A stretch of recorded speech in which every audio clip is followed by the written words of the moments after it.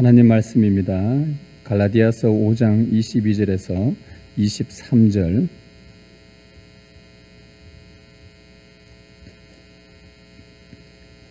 저희가 한 목소리로 말씀을 읽겠습니다. 같이 읽습니다.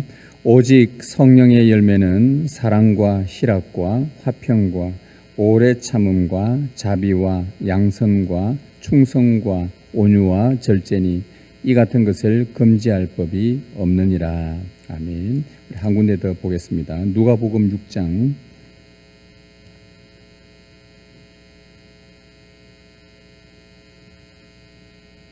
31절에서 36절까지입니다.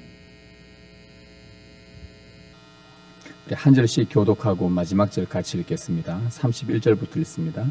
남에게 대접을 받고자 하는 대로 너희도 남을 대접하라.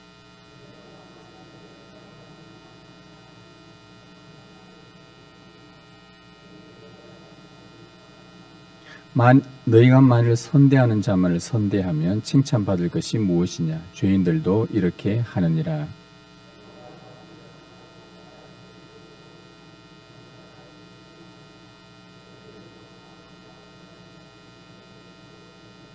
오직 너희는 원수를 사랑하고 선대하며 아무것도 바라지 말고 꾸어주라. 그리하면 너희 상이 클 것이요 또 지극히 높으신 이의 아들이 되리니 그는 은혜를 모르는 자와 악한 자에게도 인자하시니라. 너희 아버지의 자비로우심 같이 너희도 자비로운 자가 되라. 아멘. 기도하겠습니다. 주님, 성령으로 우리에게 빛을 비추시고 주님께서 말씀을 주실 때에 우리가 그 말씀을 듣고 깨닫는 은혜를 허락하여 주옵소서. 우리의 마음을 온전히 열고 귀를 열고 눈을 열어 주를 보기를 원합니다. 주님, 말씀하여 주시옵소서. 우리가 주님의 말씀을 듣겠나이다. 주 예수 그리스도의 이름으로 기도드리옵나이다. 아멘. 바울이 말한 다섯 번째 성령의 열매는 자비입니다. 여러분, 자비는 공경에 처한 자가 있으면 그를 가엾게 여기고 필요한 것을 제공하며 도와주는 것을 말합니다. 그런 의미에 있어서 불쌍히 여기고 돕는다라는 긍휼이라는 단어와 동의어라고 할 수 있습니다. 그리고 성경은 자비나 긍휼을 인자하다는 단어와도 같이 혼용해서 그렇게 사용을 합니다. 그래서 여호와의 인자하심은 영원함이로다라고 할 때에 바로 그 인자를 말합니다. 따라서 성경에서 자비롭다, 인자하다, 긍휼히 여기다는 말은 모두 같은 의미로 그렇게 보시고 성경을 읽으시면 되겠습니다. 여러분, 사람은 누구나 공경에 처하기도 하고 역경에 마주하기도 합니다. 평생 겪어야 할 일들입니다. 그런 어려움을 당한 사람들을 보면 긍휼히 여기며 돕고 싶은 마음이 생기게 마련입니다. 사람 안에 있는 누군가를 어려움에 처한 자들을 돕고 싶은 이 마음, 사람 안에 생기는 이 자비의 마음은 하나님으로부터 온 것입니다. 왜냐하면 하나님은 자비하시기 때문입니다. 자비로우신 하나님은 모든 사람들 마음속에 이 자비를 심어 주셨습니다. 비록 죄로 타락해서 완전한 자비는 아니지만 그러나 사람들은 자비를 갖고 있습니다. 그래서 매우 어려운 형편에 놓인 자들을 보면 가엾게 여기게 되고 또 불쌍히 여기게도 되고 어떻게 해서든 도와주고 싶어 하는 마음이 생깁니다. 그러나 이 자비를 이야기할 때 그리스도인들의 자비와 비그리스도인들의 자비는 좀 차원이 다르다는 것을 여러분들이 기억하셔야 합니다. 비그리스도인들은 이 마음에 성령이 계시지를 않습니다. 자비는 있으나 이웃들에게 자비는 베풀지만 이 안에 성령이 계시지를 않습니다. 그래서 이 자기 안에 있는 자비가 어디서부터 왔는지, 하나님으로부터 왔는지는 전혀 모르고 있죠. 자기 안에 성령이 계시지 않으니 자기 인생의 주체는 자기입니다. 자기가 주인입니다. 그래서 자기가 원하는 자에게만 긍휼을 베풀기도 하고 또 자기에게 잘해주는 자들에게만 이 자비를 베푸는 그런 경향들이 있습니다. 그리고 자기 형편에 따라서 또 그렇게 하지 않기도 합니다. 왜냐하면 자신이 주체이기 때문에 그렇지요. 반면에 그리스도인들은 이 안에 성령이 계십니다. 하나님의 영이신 성령이 계시기 때문에 성령의 다스림과 인도를 받습니다. 따라서 그리스도인은 자신이 원하는 자들에게만 자비를 베푼다든지 자기 상황과 형편에 따라서 그렇지 않은 그런 비그리스도인과는 분명히 다른 자비를 갖고 있습니다. 그리스도인들은 성령을 따라 행하기 때문에, 성령의 인도를 받기 때문에 자기가 원하든 원치 않든 또 자신의 형편과 관계없이 성령을 따라서 늘 자비를 베푸는 사람입니다. 이런 차원에서 비그리스도인들의 자비와 우리 그리스도인들의 자비는 분명한 차이가 있다는 것을 우리는 알아야 합니다. 우리가 두 번째 읽은 누가복음 6장 36절에서 그것을 우리에게 알려주고 있습니다. 너희 아버지의 자비로우심 같이 너희도 자비로운 자가 되라. 주님의 말씀이죠. 너희 아버지의 자비로우심 같이 너희도 자비로운 자가 되라. 하나님께서 우리 그리스도인들 심령 속에 성령으로 말미암아 자비를 심어 주셨다는 말씀입니다. 그래서 아버지가 자비로우시니 너희도 자비로운 것이 마땅하다. 하나님 아버지께서 자비로우시고 아버지의 성령이 우리 성도들 안에 거하시니 마땅히 성령을 따라 자비를 베풀어야 한다는 말씀이죠. 그래서 아버지의 자비하심 같이 너희도 자비하라. 그래서 우리는 하나님 아버지의 자비가 도대체 어떤 것인지를 우리는 성경을 통해서 알아야만 자비는 이런 거구나 라고 알 수 있습니다. 내가 알고 있는 자비와 성경에서 보여주신 하나님의 자비를 우리가 정확하게 바르게 알아야만이 내가 아는 자비가 아닌 하나님의 자비로 사람들에게 자비할 수 있다는 말씀이죠. 자, 그러면 우리가 하나님의 성경에서 말하는 하나님의 자비를 한번 살펴볼 터인데, 성경에서 여러분 자비라는 단어가 제일 먼저 나오는 것이 어딘가? 그럼 성경 66권에서 가장 먼저 자비라는 단어가 나오는 것이 바로 창세기 19장에 나오는 멸망하는 소돔성에서 하나님이 롯에게 베푼 자비, 그때에 이 자비가 제일 처음 성경에서 나옵니다. 여러분, 소돔성에 아주 심각한 죄악으로 하나님의 심판이 임박했을 때 하나님은 롯과 그의 가족들을 건지시려고 천사들을 보냈습니다. 물론 사람의 모양을 한 천사들입니다. 그러나 롯의 사위들은 그때 하나님의 말씀을 농담으로 여기면서 곧 멸망할 것인데 그 성에 그대로 남아있기를 원합니다. 하나님의 말씀을 농담으로 여겼던 것이죠. 그리고 롯의 아내는 그곳에 대한 애착으로 쉽게 떠나지를 못했습니다. 그곳에 쌓아둔 재물도 있었고 편안한 생활도 있었고, 그런데 하나님이 곧 멸망시킨다고 하는데 그건 아랑곳하지 않고 거기에 대한 애착이 너무 심해서 참 머뭇거리고 있었습니다. 그리고 그 천사들이 막 독촉을 하였지만 롯마저도 그의 아내나 딸들이나 이 사위들이나 이러한 모습들을 보면서 롯마저도 계속 주저하면서 꿈을 대고 있었습니다. 조금만 더 지체하면 모두가 죽을 상황에 처해진 그런 상태였습니다. 그때 하나님께서 행하신 행동을 성경은 이렇게 기록을 해놓습니다. 롯이 지체함에 그 사람들이 롯의 손과 그 아내의 손과 두 딸의 손을 잡아 인도하여 성 밖에 두니 여호와께서 그에게 자비를 더하심이었더라. 여기서 자비가 나옵니다. 지체하여 죽을 위험에 처한 롯의 가족을 하나님은 강제로 손을 잡고 끌어내면서까지 그들을 구원하셨습니다. 그런 하나님의 행동을 오늘 창세기 성경은 자비라고 그렇게 말합니다. 여호와께서 그에게 자비를 더하심이었더라. 죽음의 공경에 처한 자들을 가엾게 여기고 도우신 우리 하나님의 자비의 모습을 보게 됩니다. 하나님께서 그들에게 자비를 베푸신 이유가 뭘까요? 이유가 뭐겠습니까? 하나님 말씀합니다. 나는 긍휼히 여길 자에게 긍휼을 베푸느니라. 하나님의 주권적인 그 긍휼의 마음 때문입니다.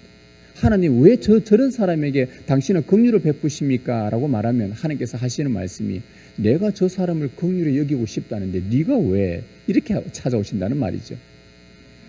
여러분, 상황적으로 보면 롯의 가족이 소돔에 대한 그 애착으로 머뭇거리며 지체할 때에 하나님은 그곳을 떠나라고 말씀하셨으니 떠나지 않고 계속 그곳에 머물러 있겠다는 것은 뭐 그들의 사정이라고 본다면 굳이 떠나지 않고 머뭇거리고 지체한다면 내버려 둔다 한들 하나님께서 무슨 책임이 있겠습니까? 우리가 보기에 하나님의 구원 역사에 롯은 전혀 도움되지 않은 사람처럼 보입니다. 그의 가족들 전혀 하나님의 구원사에게 도움이 되지 않는 것처럼 보입니다. 그럼에도 불구하고 하나님은 그들에게 선한 뜻을 품고 자비를 베푸셨습니다. 여러분, 동일한 맥락에서 저와 여러분이 하나님의 구원사역에 혹시 도움이 많이 되신다고 생각합니까? 여러분의 하루하루의 삶, 여러분이 지금까지 살아온 삶이 하나님의 구원에 참 큰 도움과 역할을 했다고 생각하십니까? 우리가 하나님의 구원사에게 전혀 도움되지 않는 것처럼 행동하고 살아갈 때조차도, 은혜를 모르고 살아갈 때조차도 하나님은 여러분에게 여전히 자비를 베풀고 계신다는 것을 기억하십시오. 여러분이 잘해서가 아니라, 여러분이 자비를 받을 자격이 있어서가 아니라 하나님께서 여러분을 긍휼히 여기시기로 선한 뜻을 품으셨기 때문입니다. 나는 긍휼히 여길 자에게 긍휼을 베푸느니라. 그 자비로 우리가 구원을 얻은 것입니다. 이것이 성경에 제일 먼저 나오는 자비란 단어에 대한 성경의 이야기입니다. 또한 우리가 하나님의 자비가 잘 드러나는 곳은 우리가 너무나 잘 알고 있는 구약 성경 전반에 걸쳐서 나타나는 하나님이 택하신 이스라엘 백성들의 구원과 회복에 관한 내용에 있어서 이 자비가 너무나도 잘 나타납니다. 여러분들이 기억하실 겁니다. 이스라엘 백성들이 구원받을 때에 한번 떠올려 보십시오. 극적으로 홍해를 건넜을 때에 그들이 얼마나 감격스러워했는지, 그들도 어떻게 이런 일이 일어났는지 상상하지 못할 만큼 너무나 감격스러워서 모든 백성이 홍해를 건넌 다음에 하나님 앞에 큰 소리로 찬양을 했습니다. 그 찬양의 내용이 뭐냐? 출애굽기 15장에 이런 내용이 나와요. 주의 인자하심으로 주께서 구속하신 백성을 인도하셨도다. 이게 찬양의 노래 제목이었습니다. 노래 가사였습니다. 주의 인자하심으로 주께서 구속하신 백성을 인도하셨도다. 이 구절에서 핵심은 뭐냐? 그들이 찬양했던 노래의 핵심은 주의 인자하심으로 구원받았다는 말입니다. 이 인자하심, 자비로우심, 긍휼히 여기심.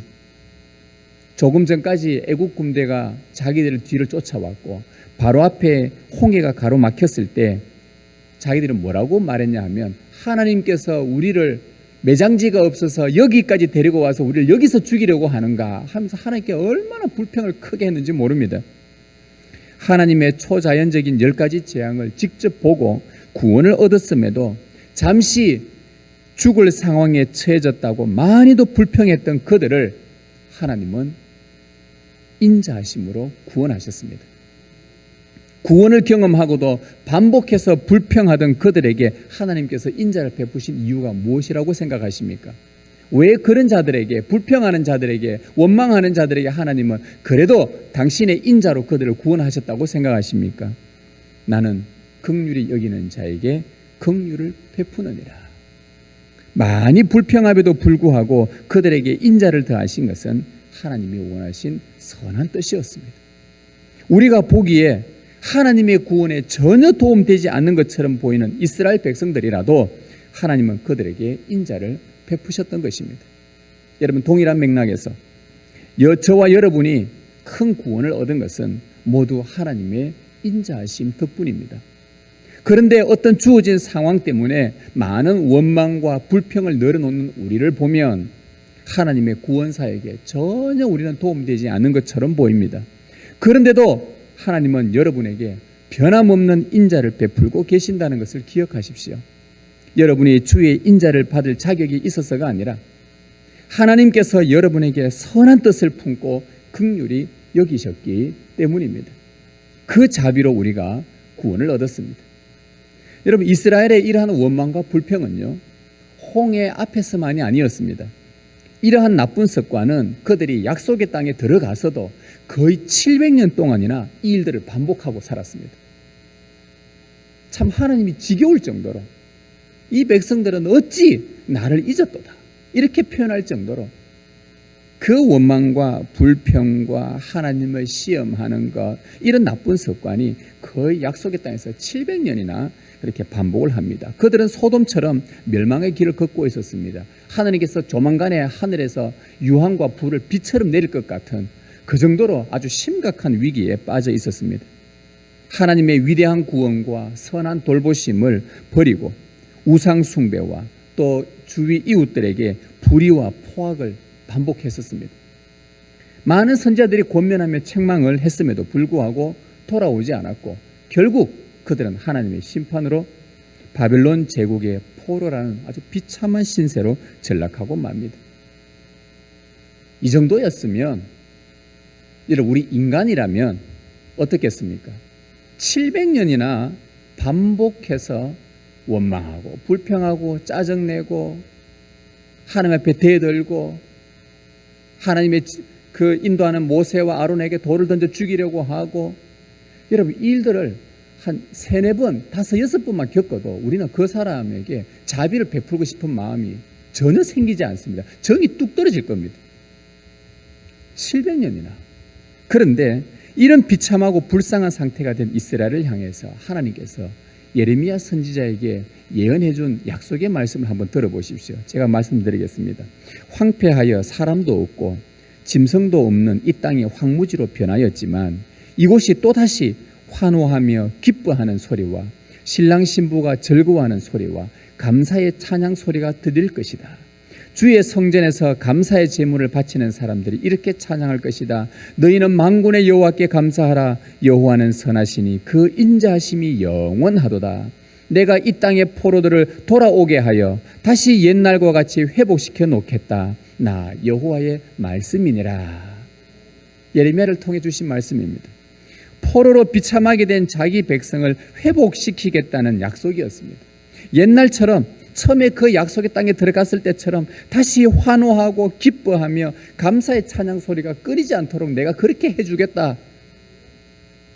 아까 좀 전에 말씀드렸죠. 우리 인간적인 생각 같으면 정이 뚝 떨어져서 다시는 도와주고 싶거나 자비를 베풀거나 하고 싶지 않은데, 우리 하나님은 그들을 향해서 그 회복하시겠다는 근거가 영원하신 그분의 인자하심이라고 좀 전에 예레미야는 말해줍니다.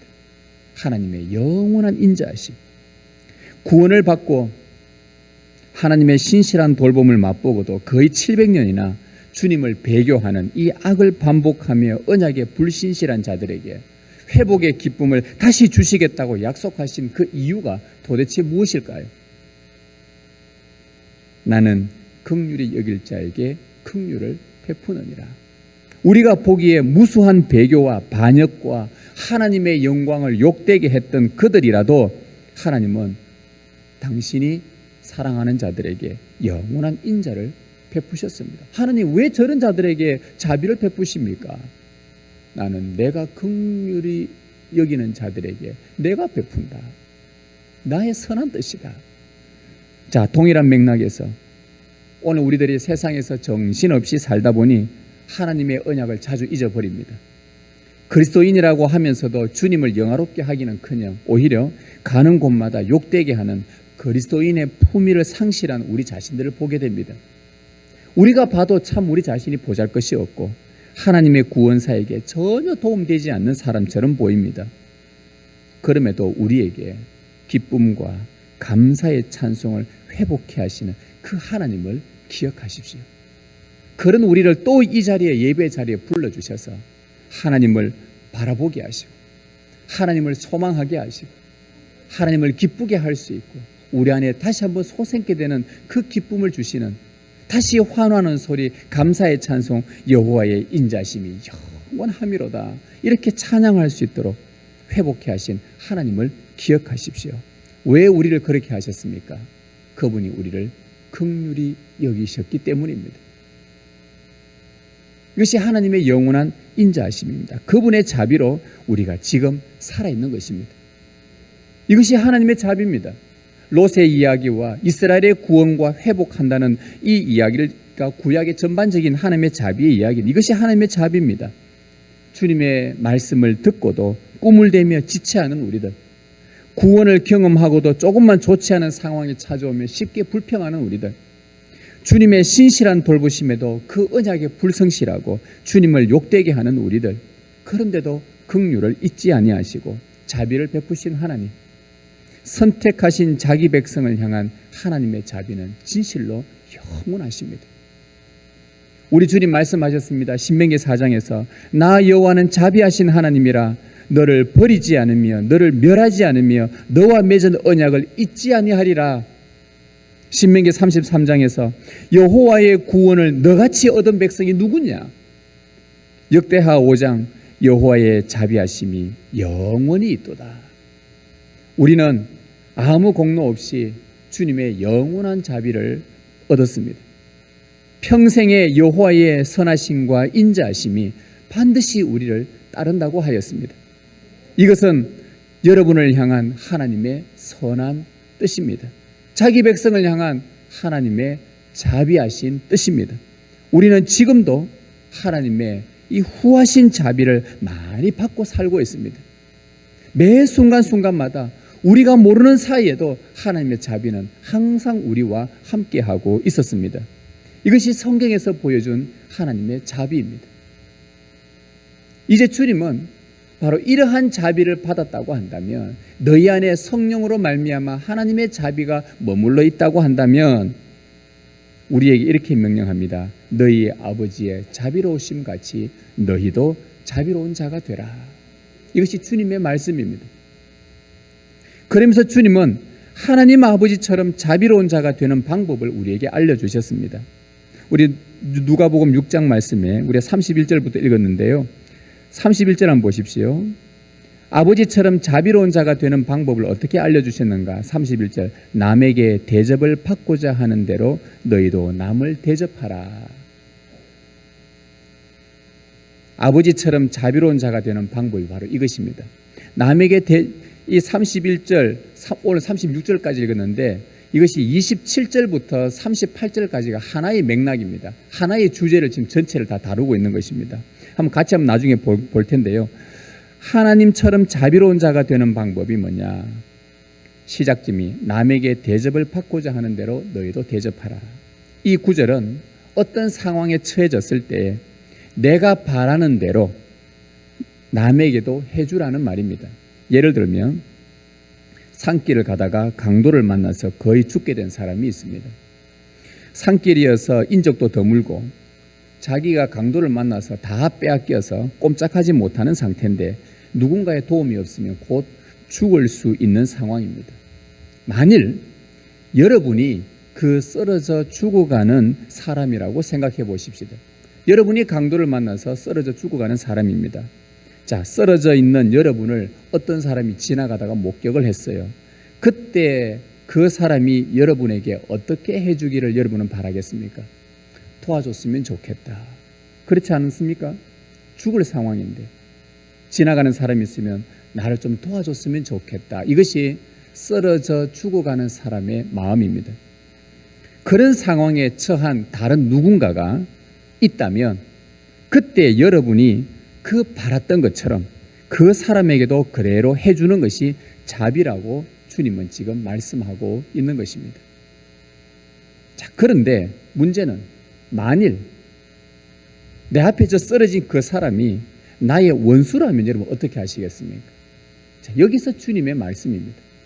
그 사람이 나하고 친한 사람이고 내가 잘 아는 사람이고 평소에 나에게 정말 잘해주는 사람 같으면 그는 말할 필요도 없습니다. 믿지 않는 사람들도 비그리스도인들도 당연히 가서 그 사람에게 자비를 베풀지요. 그런데 문제는 그 쓰러져 있는 사람이 여러분의 원수라고 한다면 여러분 어떻게 하시겠냐 이 말씀입니다.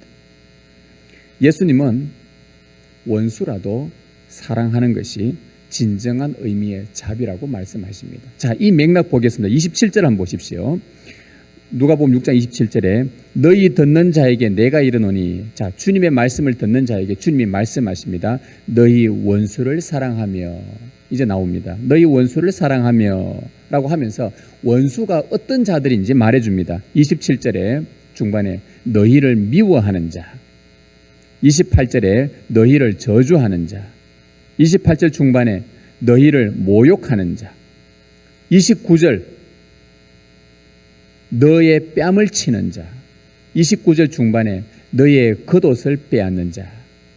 주님은 말씀하셨어요. 우리를 미워하고 우리를 저주하고 우리를 모욕하고 우리의 뺨을 치고 우리의 겉옷을 빼앗는 자들을 주님은 여기서 원수라고 이렇게 표현을 하셨습니다. 자, 여러분이 이런 상황에 처했을 때 누군가가 여러분을 미워하고 저주하고 모욕하고 뺨을 치고 여러분의 겉옷을 빼앗아가는, 여러분이 그런 상황에 처했을 때 여러분이 그 상대에게 바라는 바가 무엇이겠습니까? 자, 한번 보십시다. 여러분을 미워하는 자가 있다면 그 사람이 나를 미워하지 않고 나에게 선하게 대해주었으면 좋겠다. 이게 여러분 안에 있는 마음입니다. 여러분 그렇잖아요. 늘 미워하는 사람이 있으면, 나를 미워하는 사람이 있으면 나를 좀 안 미워해 줬으면 좋겠다. 이게 우리의 마음입니다. 그것이 여러분이 받고 싶어하는 대접이라는 말이죠. 그래서 예수님은 말씀합니다. 너희를 미워하는 자가 있다면 그를 선대하라. 다시 말하면 미워하는 자는 나의 원수인데 그 원수를 선대해라. 그럼에도 그 사람이 계속 미워한다면 그래도 계속 선대해라. 이것이 원수를 사랑하는 자비라고 말씀해 주셨습니다. 예수님 당시 종교 지도자들과 바리새인들은 예수님을 십자가에 못 박아서 없애버릴 정도로 주님을 심하게 미워했습니다. 이 땅에서 완전 사라졌으면 좋겠다. 정말 꼴 보기 싫다. 예수는 정말 보기 싫은 저 사람 사라졌으면 좋겠다. 그래서 결국 그들은 십자가에 못 박으소서, 십자가에 못 박으소서, 얼마나 군중들이 환호하면서 그렇게 십자가에 못 박으라 외쳤는지 모르죠. 그러나 우리 주님은 십자가에 죽으시면서까지 그들에게 선대하셨습니다. 이것이 하늘 아버지를 닮은 예수님의 자비입니다. 여러분 안에 성령이 계신다면, 하나님의 성령이 여러분 안에 심겨져 있다면 아버지처럼 원수에게도 선대하는 이 자비를 행하실 수 있기를 바랍니다. 자, 여러분을 저주하는 자가 있다고 칩시다. 여러분을 저주하는 자가 있다면 그 사람이 나를 저주하지 않고 축복했으면 좋겠다 하는 바람이 여러분에게 있습니다. 그것이 여러분이 받고 싶어하는 대접입니다. 그래서 예수님은 말씀합니다. 너희를 저주하는 자가 있다면 그를 축복하라. 그럼에도 그 사람이 계속 저주한다면 그래도 계속 축복하라. 이것이 원수를 사랑하는 자비입니다. 예수님도 그렇게 하셨습니다. 여러분 안에 성령이 계신다면 예수님처럼 원수를 오히려 축복하는, 여러분을 저주하는 자에게 축복하는 그런 자비를 행하실 수 있기를 바랍니다. 여러분을 모욕하는 자가 있다고 합시다. 그 사람이 나를 모욕할 때에 여러분이 마음에 바라는 바는 저 사람이 나를 더 이상 비방하지 않고 중상모략하지 않고 없던 말들을 만들어내서 나를 덮어 씌우지 않고 대신에 저 사람을 위해서 기도해 주기를, 네? 그런 마음이 있습니다. 이것이 여러분이 받고 싶어하는 대접입니다. 그래서 예수님 말씀합니다. 너희를 모욕하는 자가 있다면 그를 위해 기도하라. 그럼에도 그 사람이 계속 모욕한다면, 계속 비방한다면 그래도 계속 그를 위해 기도하라. 이것이 원수를 사랑하는 자비요. 예수님도 그렇게 하셨습니다. 여러분 안에 성령이 계신다면 아버지처럼 원수를 위해 기도하는 자비를 행하십시오. 그럴 때 하나님께서 당신의 자비로 우리에게 갚아주십니다. 이것을 경험해야 인격적인 성숙한 그리스도인이 되는 겁니다. 자, 여러분의 뺨을 치는 자가 있다고 칩시다. 보통 같으면 여러분의 뺨을 치면 똑같이 상대방에게 일격을 가할 것입니다. 이게 보편적인 사람의 심리입니다. 그러나 예수님은 다른 뺨도 돌려대라고 말씀합니다. 이것은 복수하지 않겠다는 그런 뜻입니다. 실제로 한 대 맞고 나서 그래 나 때렸나 한번 죽여봐라 하면서 머리 들이대고 막 갖다 막 붙여 싸우는 거, 자 오른쪽 때렸으니 왼쪽도 때려라 하면서 달려드는 그런 게 아니라 이 말 뜻은 내가 복수를 원하지 않고 오히려 상대를 용서하겠다는 뜻입니다. 이쪽도 돌려대라. 내가 너를 용서하겠다는 뜻입니다. 예수님은 말씀합니다. 너희를 공격하는 자가 있다면 복수하지 말고 용서하라. 그럼에도 그 사람이 계속 공격한다면 그래도 계속 용서하라. 이것이 원수를 사랑하는 자비입니다. 예수님도 자기의 뺨을 치는 로마 군인들에게 복수하지 않고 용서하셨습니다. 아버지여 저들이 하는 일을 알지 못하나이다 하면서 용서하셨습니다. 이것이 하늘 아버지를 닮은 예수님의 자비입니다. 우리 안에 성령이 계신다면 아버지의 자비로우심 같이 원수를 용서하는 자비를 행하십시다. 주님 말씀하십니다. 32절 한번 보십시오. 너희가 만일 너희를 사랑하는 자만을 사랑하면 칭찬받을 것이 무엇이냐?